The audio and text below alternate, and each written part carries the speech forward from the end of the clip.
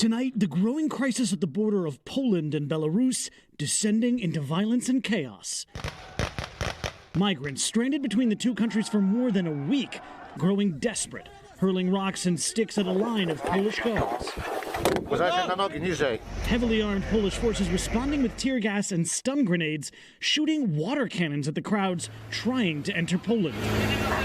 The migrants retreating to their makeshift shelters, now soaking wet, bracing for another night in the freezing cold. We are waiting. We don't know what will happen. Poland has repeatedly accused Belarus of engineering the surge, overnight releasing this video which it says shows Belarusian authorities tearing down barbed wire fences, allowing the migrants to illegally cross. Poland and its allies say it's an attempt by Belarusian dictator Alexander Lukashenko to destabilize the region.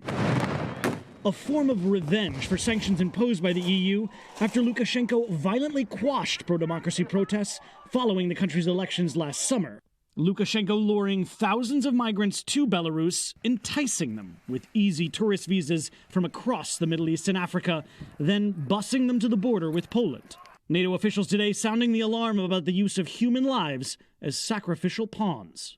We are deeply concerned about the way the Lukashenko regime is using vulnerable migrants as a hybrid tactic against other countries, and this is actually putting life of the migrants at risk.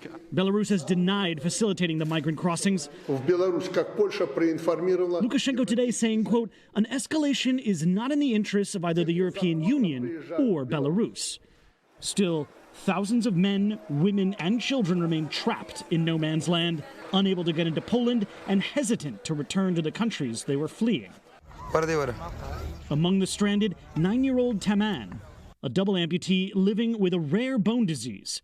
He and his family fled Iraq, hoping to find a better life in Europe, only to be left helpless at its doorstep.